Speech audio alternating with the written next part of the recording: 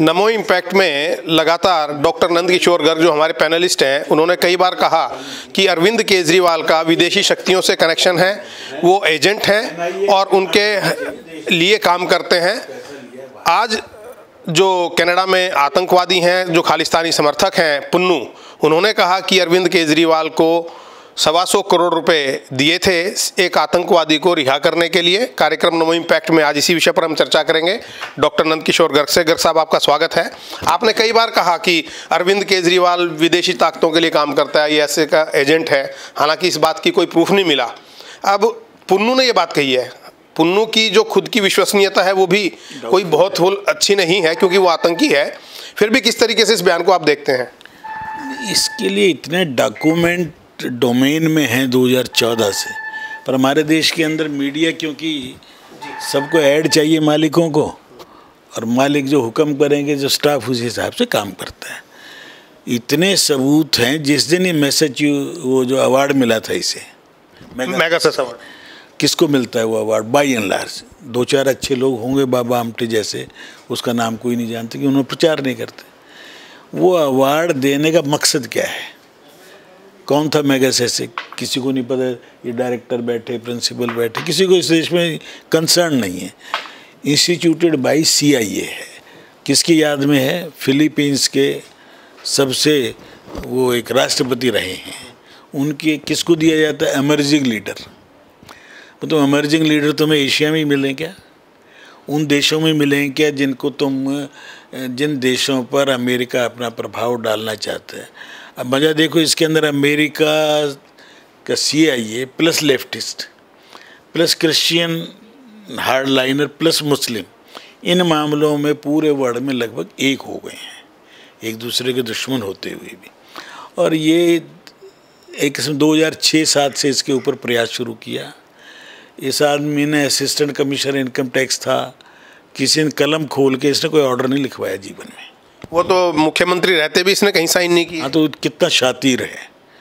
इससे कितना सिद्ध होता है कि जो आदमी कोई पीछे चिन्ह नहीं छोड़ना चाहता। क्रिमिनल पूरा इसे स्टडी कर रखी है कि कहीं पे मैंने अपनी, परंतु उसके बावजूद जो आज तक का इतिहास है, कोई ना कोई आदमी चीज़ छुटती है, सारे लिंक बन जाते हैं। लेकिन पुन्नू की जो ये बयान है, इसको कितनी गंभीरता से लेना चाहिए? मैं पुन्नू के केवल उस बयान को गंभीरता से नहीं लेता, क्योंकि जो आदमी इस देश का द्रोही है, पुन्नू इस देश को तोड़ना चाहता है। With the support of Canada में बसे हुए लोग, अमेरिका में, इधर आपके एशिया में जितने, ऑस्ट्रेलिया में, वो सब लोग हैं, मुट्ठी भर लोग हैं जिनका इस देश से कोई प्रेम नहीं है। खालिस्तान चाहते हैं, उन्हें खालिस्तान की डेफिनेशन नहीं पता। उनको ये नहीं पता है कि सिख परंपरा जो सनातन धर्म की रक्षा के लिए बनी थी, उसको आप अलग भी करना चाहें, नहीं कर सकते, कितना ही जोर लगा लें। वो एक अलग विषय है। लेकिन जैसे पुन्नू ने आरोप लगाया, ऐसे सुकेश रंजन ने भी आरोप लगाया, और शराब माफियाओं का तो मामला चल ही रहा है अदालत में। ये सब वो लोग हैं, सुकेश भी, और सब में इनको ठग है, महाठग हैं, और इनका पाला भी इन्हीं से पड़ रहा है। मैं केजरीवाल को एक शातिर क्रिमिनल मानता हूँ, जो देश को तोड़ने के लिए, अपनी कुर्सी के लिए कुछ भी कर सकता है। क्योंकि उसका ट्रैक रिकॉर्ड देखिए। पढ़ने गया था IIT पढ़ते पढ़ते मदर टेरेसा के साथ जुड़ गया। मदर टेरेसा घोषित रूप में कन्वर्शन करने के लिए भारत में आई थी, कोई छिपा नहीं। उसको संत की उपाधि दी गई, जबकि एक तरफ से कहते हैं बड़े रैशनल हैं। संत किसको मान? जिसने कोई मिरेकल किया हो। तो मिरेकल भी करें और रैशनल भी, दोनों बात साथ साथ तो नहीं चल सकती। परंतु चली, ये वहाँ रहकर मदर टेरेसा के आश्रम में बहुत जाना आना था। टाटा स्टील में काम किया तो भी लेफ्टिस्ट, और वहाँ के जितने ये देश को तोड़ने वाले, जो काठमांडू से लेकर और तिरुपति तक लाल एक कॉरिडोर बनाने का सपना देखते थे, उनके साथ रहा। डिस्रप्टर है, घोषित रूप से है। ये सारी बातें तो चलिए हाँ, समय समय पर होती रही हैं। इसका 2014 से लिखित रिकॉर्ड है। जो जो इसके दोस्त रहे हैं सारे कौन रहे, और जो थोड़ा राष्ट्रवादी था उसको इसने ठुड्डे मार के बाहर निकाल दिया। किरण बेदी भी इनके साथ आई थी, कुमार विश्वास भी, इनके जो मेन लोग टीम के लीडर थे वो सारे छोड़ के चले गए। जो तिरंगा उठा के देशभक्ति का भाव जगा के हमारे जैसे लोगों को, सबसे बड़ा तो अन्ना हजारे की ही बात है, उल्लू बनाया। चलो अन्ना हजारे तो कम पढ़ा लिखा था, जल्दी बन सकता था, हम भी बने। अन्ना हजारे तो बेचारा फौज में सूबेदार ही था ना एक। 8वीं पास मुश्किल से है, सादा आदमी, उसको तो एक्सप्लॉइट किया। परंतु जिस लोकपाल के लिए लड़े थे उस लोकपाल का कभी जिक्र नहीं सुना इन्होंने। गांधी जी का एक वो छोटी सी पुस्तिका थी जिसको उन्होंने बंटवाया था घर घर, ध्यान है आपको जी? स्वराज। तो गांधी किस मॉडल पे चलाएंगे? गांधी जी के मॉडल पे। तो शराब को एक के साथ एक फ्री। और गांधी ने क्या कहा था, अगर जीवन में मैं एक दिन भी मुझे सत्ता मिलेगी, लोग मुझे तानाशाह कहेंगे तो भी मैं इस देश में शराब बंदी और गऊ की हत्या के ऊपर पाबंदी लगाऊंगा। अब ये बताइएगा कि आगे आपको क्या लगता है, क्योंकि इस्तीफा तो अभी दिया नहीं और अंदर से वो आदेश पारित कर रहे हैं अरविंद केजरीवाल। कि मीडिया कैसा, मैं कहना अनपढ़ मीडिया हो गया इस देश का, आदेश पारित कर रहा है कि दवाई की वहाँ मुझे शिकायत आ रही है, दवाई तेरे पहले ही नहीं शिकायत आई कि साले 9 साल में तुझे शिकायत नहीं आई, 3 बार सीएम बना, तेरे पास कोई चीज़ कौन सा जुगाड़ है, तेरे पास शिकायत आ गई। कम्युनिकेशन कैसे हो गया? और किसको नहीं पता है कि फ्रॉड करके लाखों टेस्ट किए गए हैं जहाँ फ़ोन नंबर की जगह 00 डाल रखे हैं। टेस्ट के अंदर, लैब के अंदर डॉक्टर को पर पेशेंट पेमेंट देते हैं, उन्हीं की जगह किराए पर ले रखे। एक बहुत बड़ा स्कैंडल है। एक भी बेड किसी हॉस्पिटल में बढ़ा हो तो पता है 10 साल में जो हॉस्पिटल बन के तैयार थे उनमें क्या कहा, 1.5 गुना बेड होने चाहिए। बुराड़ी का है exam, Janakpuri super speciality hospital Janakpuri Dwarka बने खड़े हैं, कुछ चालू हुआ नहीं होगा।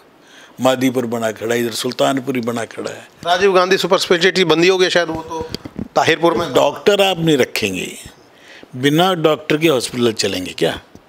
डॉक्टर को नया रखा नहीं।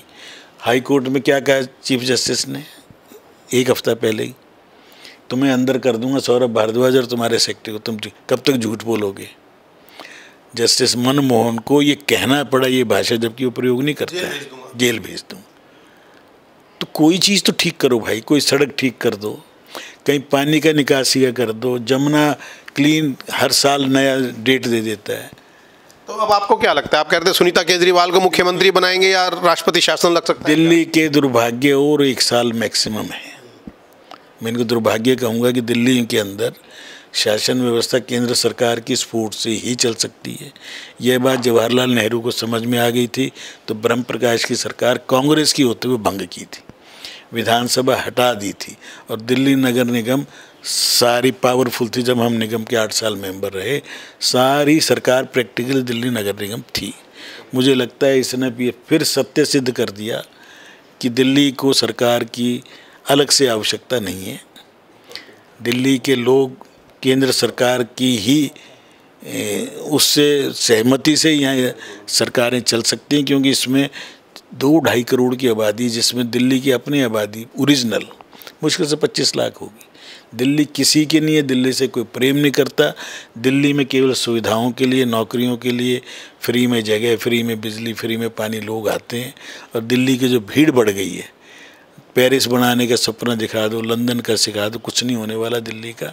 और इस आदमी ने दिल्ली को 10 साल में 25 साल पीछे कर दिया है। और जिस दिन दिल्ली इससे मुक्त होगी, दिल्ली अभिशप्त है। दिल्ली आज से नहीं 500-700 साल से अभिशप्त है।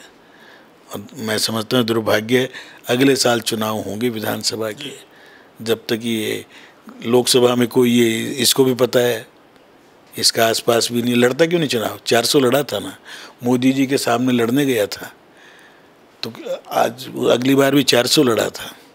हर स्टेट में लड़ने जाता था, मध्य प्रदेश में जा रहा है, इसमें जा रहा है, उसमें जा रहा है, कहाँ गए।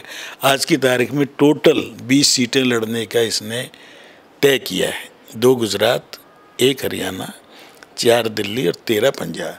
पंजाब में चुनाव से पहले ही, क्योंकि 27 को है शायद वहाँ, चुनाव से पहले ही पंजाब की सरकार भी आतंकवादियों को शय देने के मामले में, शराब का यही कांड वहाँ चल रहा है। ये सारे आदमी इस देश को तोड़ने के लिए इकट्ठे हुए गैंग है। और मनोज तिवारी ने ठीक कहा कि जेल से तो गैंग चल सकते हैं, सरकारें कभी ना चली हैं, ना कोई संभव है। कोई अफसर कैसे ऑर्डर लेने जाएगा? किसी के मैसेज देगा क्या कि सरकार ये कर दो भाई? बिल्कुल, चलिए ठीक है। तो इसलिए इस आदमी का कल इन्होंने प्रधानमंत्री का घर घेरने गए थे, पंजाब से आए थे 1000-2000 आदमी। कोई नज़र आया कहीं? कोई घटना दुर्घटना कहीं जाम देखा? इसलिए विदेशी शक्तियों पर आधारित इस देश को तोड़ने की कितनी ही साजिश करो, ये देश भक्तों का देश है।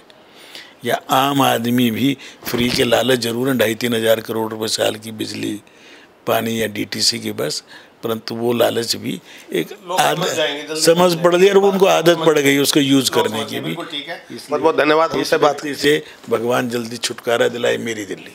ठीक, बिल्कुल ठीक है। डॉक्टर नंदकिशोर गर्ग का कहना है कि अगले साल दिल्ली विधानसभा के चुनाव होने उससे पहले केंद्र कोई बड़ा फैसला कर सकता है या कर लेना चाहिए।